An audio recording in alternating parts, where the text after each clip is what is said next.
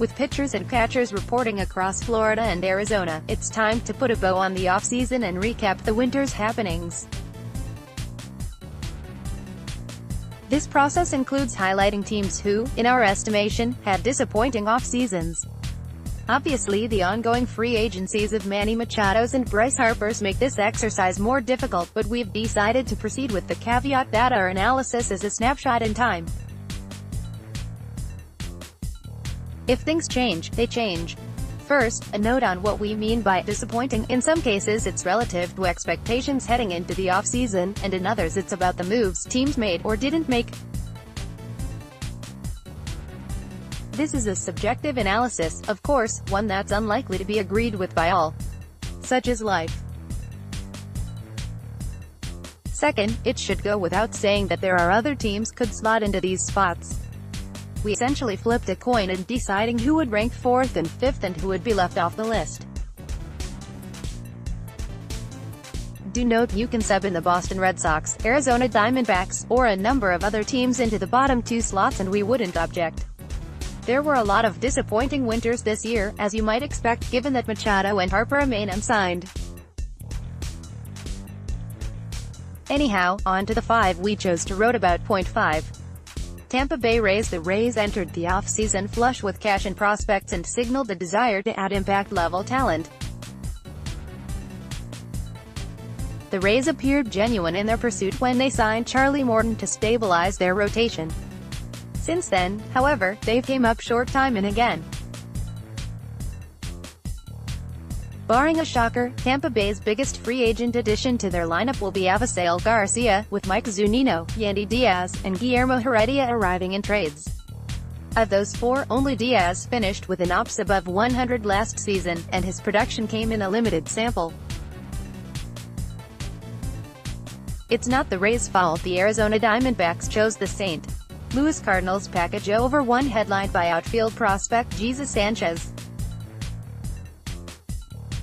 It is their fault they were outbid on Nelson Cruz, among other reasonably priced free agent options, and that they weren't one of the final few teams in the JT Real Muto sweepstakes. Instead, the Rays proceeded as they normally do, landing projects with the hopes they can coach more out of them than other organizations could.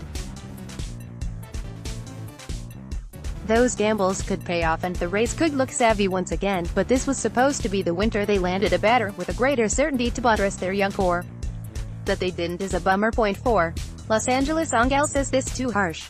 Probably. The Angels finished runners-up on a number of players, and yet were fairly active in adding complementary players to their pitching staff: Matt Harvey, Trevor Cahill, Cody Allen, and lineup: Justin Bour, Jonathan Lucroy, Tommy La Stella. Those moves should result in an improved roster. But it doesn't feel like enough. Besides, trying and failing is still failing, right? There are 2 other factors at play that contribute to our feelings about the Angels offseason. The first is the Angels are projected to finish 10 games back of the Houston Astros, leaving them in what could be a tight competition for the second wildcard spot. As such, the Angels could use every win they can get in order to improve their chances of reaching the postseason. The other is that Mike Trout will be a free agent after 2020. We're not asking them to tear down their farm system or go wild with spending in order to make the most of these 2 seasons, but there should probably be a greater sense of urgency. Speaking of which. Point 3. Cleveland Indians. Cleveland remains the favorite in the American League Central, but it's not because of the team's off-season.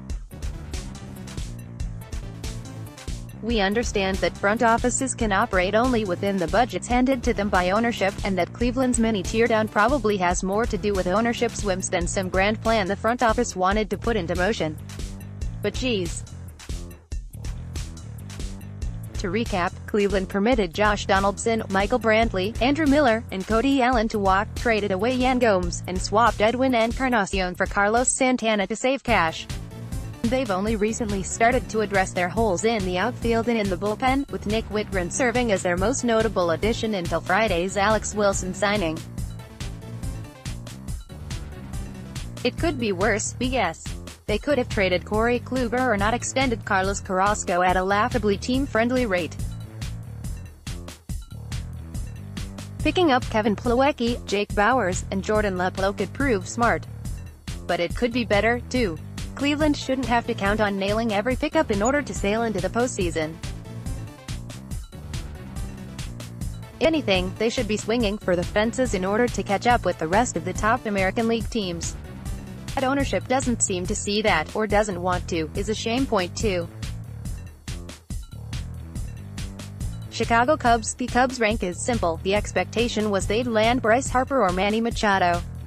They didn't. Rather than pursue Harper or Machado, the Cubs kept Cole Hamels and added a few role players on cheap deals: Daniel Descalso and Brad Brach. The Cubs could win the NL Central, and they might win the pennant. But it's hard to look at this offseason, one in which they tendered Addison Russell, then claimed to be too cash-strapped to land Adam Warren of all people, and feel as though they did as much as they should have. If we're giving the Cubs grief, it's only right that we put the Dodgers at the top of the list. Unless the Dodgers sign Machado or Harper, their offseason will have seen them added J. Pollock, Joe Kelly, and Russell Martin, while subtracting Yasiel Puig, Alex Wood, Yasmani Grandal, Brian Dozier, Matt Kemp, and yes, potentially Machado. That's a lot of talent loss for a club that has won consecutive pennants and remains nearly $8 million below the luxury tax. As with some of the other teams on this list, the Dodgers still have a good squad. They're favored to win the NL West and could easily find themselves playing in a third consecutive World Series. Their path would be clearer with a better winter, however, and that's why we're deeming their offseason to be the most disappointing in the sport.